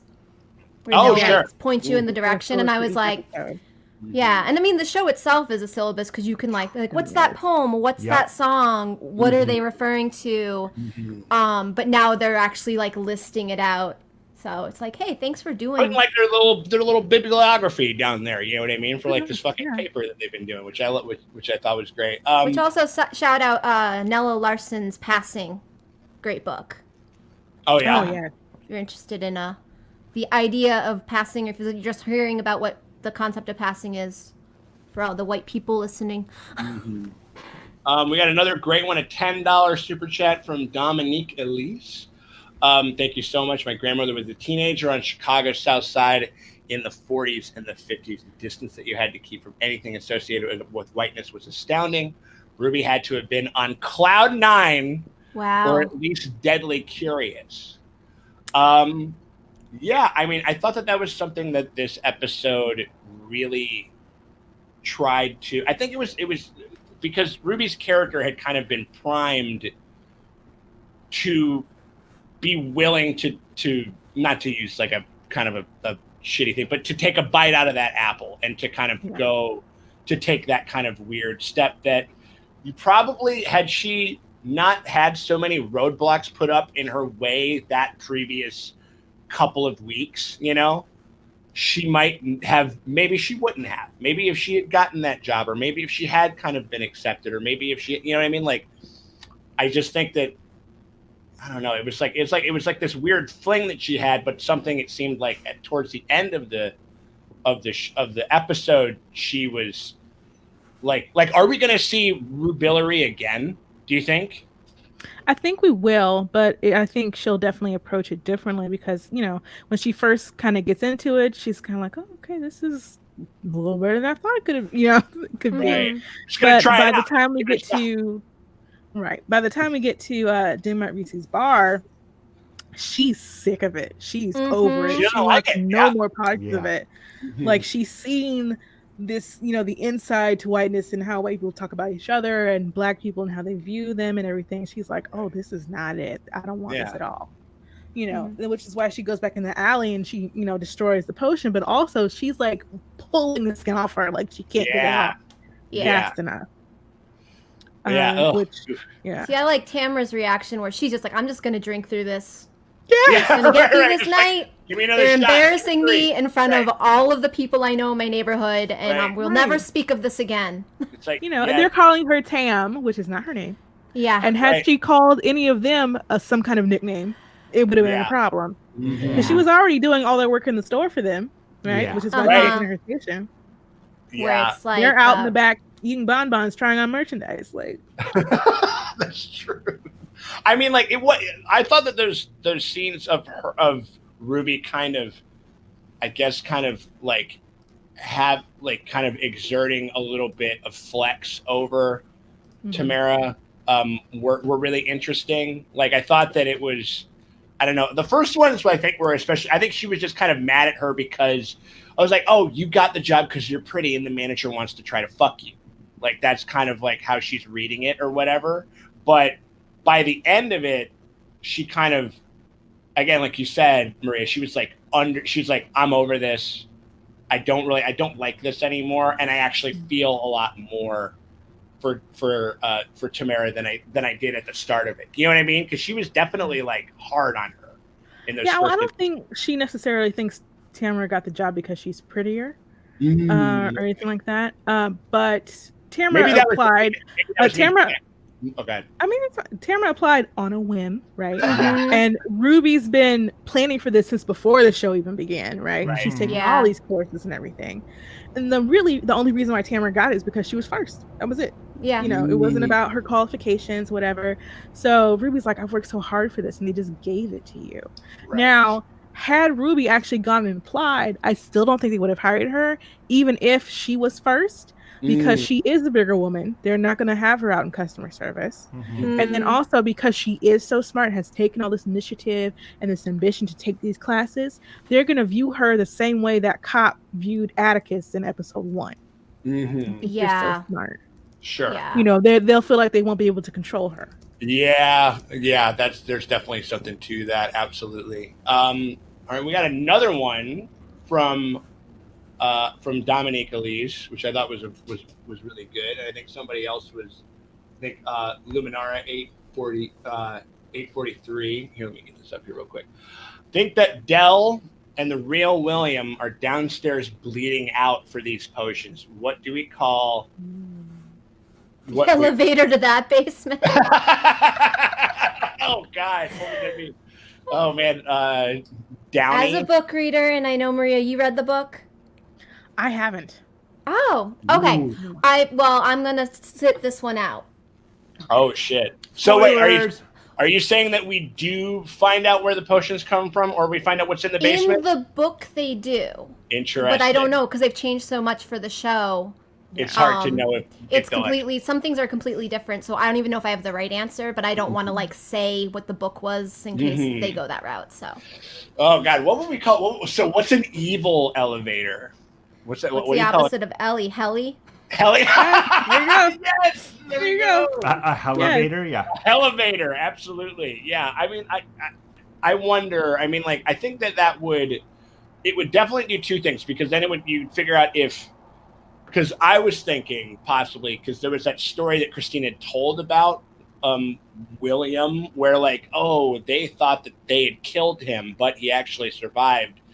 It would is that possibly a situation of the fucking of what was it, the closet guy, where they're suspended, they're siphoning off or something like that, maybe that's what. We don't really know if closet guy is going to be indicative of anything kind of broader. It just kind of sounds like he wanted him to talk about a crime or something. Stole money or something. Yeah, something like that, which seems like small potatoes. Well, one of the things we didn't really talk too much about is Nativa in the chat said that how William had set a spell, and then that's when the butterflies came. And so it's all about necromancy. Okay. And so that makes perfect sense if we're talking about Dell being dead and William being dead and the guy in the closet being dead, is they're using that to reanimate them or do necromancy. I think that was what Hiram was working on, the splicing of bodies and dead bodies and all that. Yeah, right on. I mean, it definitely was. It's one of those. I mean, I'll say this: I won't be surprised either way if they're strung up and they're alive, because Dell could have not died. Right, it's just a shovel to the face. We just hope she did. Yeah. It'd just be rad if she did. You know what I mean? But I think that either one of those things would work. But I do think that, I think are we gonna get a weird fucking aliens, they're fucking strapped to the wall, they're just kill me, damn, you know what I mean, or whatever, you know what I mean? We could definitely get there, possibly in this thing. Shout out to Divinity Rocks, just throwing up $5 for the cause. We appreciate that. Thanks to Luminara. Okay, Luminara 843 had we kind of a little bit talked about what's in the basement, and I think that was kind of there's a body down there. Whether it's alive or dead is kind of hard to say. I'm figuring they have to be alive, because it seems some of that potion is blood, and you can only get so much blood from a dead body. So. True. Yeah. That's true. I mean, I don't know. I mean, Christina's got to get more bodies. You've got to get. That's true. I mean, but then you can't you have to turn into different people. Yeah. Yeah. I mean, or I don't know. I mean, if she what if Christina's fucking crazy, diabolical? What she could have gotten a big blender and just kind of pureed them and that, and just made put them in a big juicer or something like that. You know, you put them in an ice cube tray and you put toothpicks in it. There you go. Or it's how blood it's pop. Exactly, blood pops, or it's how you do you'll do with iced coffee, where you'll like how you put like instead of putting like ice made of water, you put coffee into the tray, and then when it melts, you don't dilute the coffee at all or something like. Maybe but a body smoothie is what I'm thinking. When she was in that interview, I'm like, and she was like going for her to take a little bit more of the potion. I'm like, why didn't she just have one of those like white lady iced coffee cups? Just a Starbucks cup that just says like. Don't tell me it's blessed on it. Or like it says like it's just live, laugh, love. Yeah. Live, laugh, love. It's like don't tell me it's Monday. Like or something like Is that. it wine o'clock? Is it wine o'clock? Yeah. Totally, 100%. But I kind of think that Crystalium, Voltina, is really feeling Ruby. I think they're like really into her. Absolutely. There's a little bit more than like I need you to get my ends. Like there's something a little bit more there. Yeah. I think that she's probably fascinated with Ruby in the way that Ruby, like at the end, is be like, I don't need any of your fucking hocus pocus bullshit to fucking feel the way that I want to feel, or to do this, or I'm not willing to do it anymore, and kind of tells off Crystalium in ways that they've never been told off before, and that's fascinating to her. Like, it's not like this isn't like you're not holding like kind of a patriarchal type of a system over her head or anything like that. It's more about the fact that she's just like, I just have like a kind of innate personal strength that you are seeking through this magic that you don't actually know or have within yourself, which I think is interesting. I think that's why she's just like she's just fascinated by Ruby in that way. Also, Ruby's hot. Yeah, I mean, I'm not surprised, but I think Crystalium is surprised by how they're feeling. Right. Yeah, I can see that. Oh God, like what if you're just like mid transformation, you could see like Crystalium, like they have like a Gollum like conversation with one another where they're just like, do we like Ruby? No, we don't like Ruby, but I like her very much. You know what I mean? Like that would be amazing. Like they could totally do that thing with them now. Well, you take away Crystalium's magic powers, I don't think they wouldn't have the self-confidence they have. I don't think. 'Cause I think all of their worth comes from, I'm really good at learning magic. You take that away. Yeah, I'm driven almost out of like a weird like spite. Like it doesn't come from anything that I want. Like I don't know. I mean, like it definitely is a thing. Yeah, I do think that like they are very fascinated by Ruby in a lot of respect. We got ourselves Kevin Warner threw in with a super chat. Appreciate you. Could Yahima come back through necromancy as well? Maybe Romantris takes the potion. Still ew, but it could happen. I want that. Not if it's like, I want Yahima back whole. And how we met them. You know what I mean? Well, not necessarily how we met them. Not the first minute. Not like a skeleton. No. Yeah, right. In a pirate ship. Not the fucking Crypt Keeper and fucking One-Eyed Willie's fucking like pirate bunker or whatever. But like, we want the Yahima when they were smelling the carrot that they didn't even get to eat. Like yeah, just like a carrot. This is awesome. This is great. I remember the taste of food. This is incredible. You know what I mean? Like to take Yahima to go get ice cream. Like to show you, like there were so many amazing scenes they could have done with that character. Yeah. I mean, like that. Yeah, and I don't like. Well, we could talk about that all day. All right, so we're coming in for the cause. Thank you so much. We appreciate you. Thank you so much. And then we have one last one, which is completely off topic, but I'd be remiss to not at least bring them up and tell them not anytime soon, but. Jim Norton's Jim Norton's alcoholism asks, when will you react to Raised by Wolves? And I don't even know what that is. It's a fucking HBO Max show. Yeah. We'll get to it when we get to it, if we want to get to it. No promises. Unless you watch that, Maria? I haven't watched that now. Yeah, it's like it's like it's on HBO Max, which means that like no one can watch it.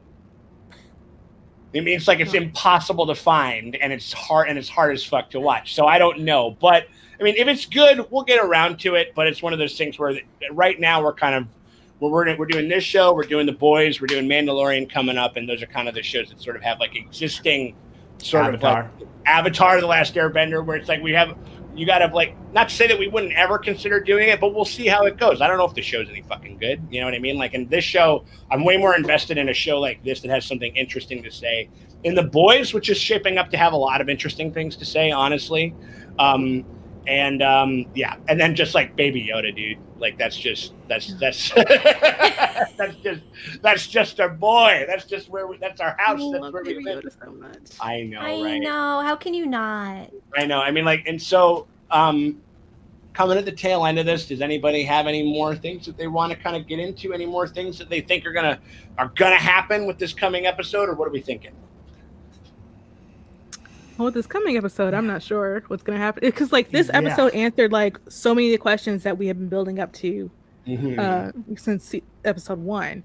And so now we're done with all these questions, and we're going on to, like, this complete mystery kind of thing. Flashback to Korea. Background. Right. Yeah. Korea, and we got to find out what happened to Hippolyta. Yeah. I'm looking forward to, because I see that, preview where she's got on that helmet and there's like some kind of army or whatever. So yeah. I can't wait to see that. But you can't even guess really what's going to happen next, because we don't know anything about Tix. I love that she's like enshrined with the gold that's very similar to the Ori or something like that. I'm assuming that's like a dream sequence or something like that. Unless it does do time travel. So unless we actually, if we do get like Warrior Hippolyta IRL, I'm gonna be super fucking stoked. Like more than anything, I would rather it be in IRL than in dream sequence. But I think that. Yeah, man. I mean, like, because they said they wanted them to protect the Winthrop Observatory. Yeah. Right. And again, as a Hippolyta fan, Observatory. Ori Observatory, and also as a book fan, Hippolyta is one of my favorite characters, and I was excited to hear that the Winthrop Observatory is a thing in the show. That's all I'm gonna say. Okay. All right. Cool. You fucking. We'll let you keep on that. But hey, she's like, I can't wait till you guys see the Red Wedding. I don't know. Oh my god. The TV show was very different, so they might change everything. But I'm glad I'm excited. I'm just right. I do have to say, hi, Mom. She's in this. Oh my god, where's your mom? Hi, Maria's mom. Where's your mom? She's in there somewhere. Oh my god, I saw her talking earlier. Oh my god, that's so cute. That's amazing. Hi, Mom. So do you and your mom watch a lot of the same TV shows? Yes, we watch this one in particular together, but we do watch a lot of the same TV shows. Yes. Yeah, me and Brenda, my mom got into Game of Thrones, so it was pretty great. I remember her texting me when Jon Snow was resurrected. She's like, "Ooh, that Jon Snow booty." But also, Dustin, spoilers. Oh, sorry. Sorry, guys. If you haven't watched Game of Thrones, get into it. Look at everybody. I love this. Everybody's saying hi to Maria's mom on the cat. Cute. Oh, that's so cute. Yeah. Well, thank you for joining us. We appreciate that. That sometimes there's some shows. I mean, obviously you and your mom are fucking cool, because there's definitely some scenes where I would probably be a little. I'd be interested. I'd be a little nervous watching some scenes of this show with my mom. That's for sure. Watching Game of Thrones with your mom was a treat, Sean. Oh, that's right. That's totally. Her first episode ever was the second to last episode of the entire show. Wow. She'd never seen anything like that. We're just gonna always this violent. Right. I remember. Yeah, exactly. And she would always ask me. She was like, "Should I watch that show?" And I was like, "No." like you would hate it. Like too many awful things happen like throughout it. Like she's very much kind of like she likes a like a nice happy ending type of a fucking or she's one of those viewers where it's like, you couldn't pay me to watch a sad movie. She just doesn't think that that's what movies are for. You know what I mean? Wow. Like, that she kind of they're like a roller coaster ride type of a thing. Or at least a little bit like that. Well, we do want to tell everyone on the live stream, thank you so much for all the amazing conversation. We appreciate y'all so much. You guys make this thing so much fun. We raised an awesome chunk of change for Molasses Chicago. All of that money is going towards a really amazing cause. Is it? So I keep looking for your mom. I gotta stop. I just want to highlight her. No, but again, shout out to CJ, shout out to Antea, shout out to Dominique, Tiana, Chance, Shane, Alicia, everybody. We appreciate y'all so much. Thank you guys. Thank you to everybody who super chatted. And everyone, give it up for the lovely Miss Maria Jackson. Absolutely, it was an absolute pleasure. Thank you so much.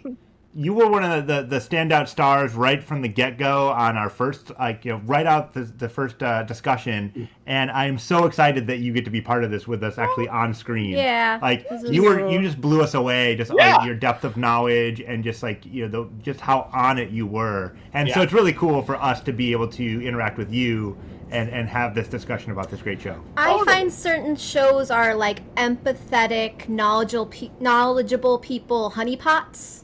Because some shows, like, you got Mandalorian, you get a bunch of, like, Star Wars nerds.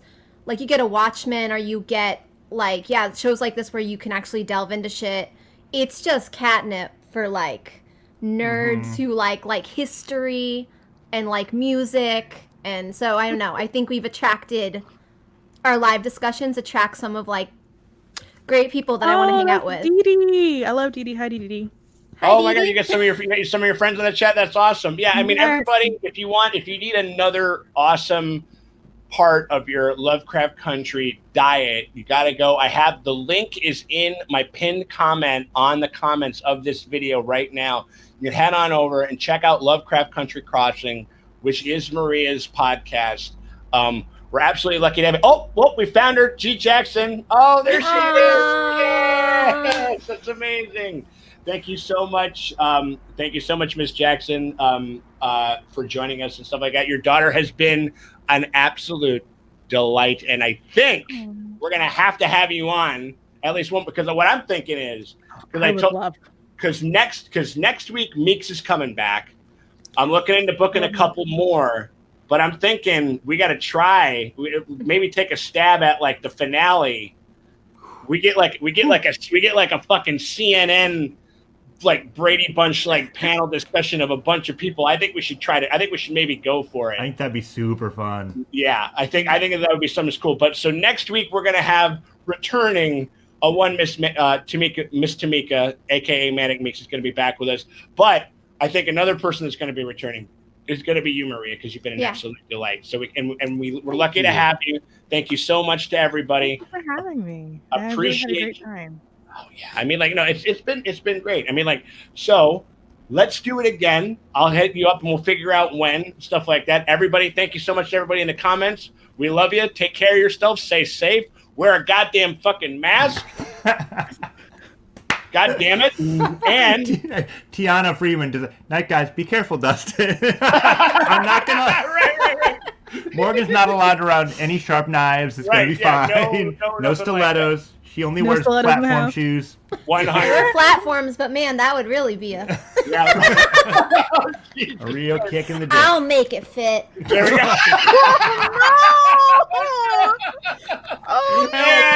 That was not funny. I'm sorry. I apologize. That was awful. Okay, bye, Maria's mom. Bye. Later, y'all.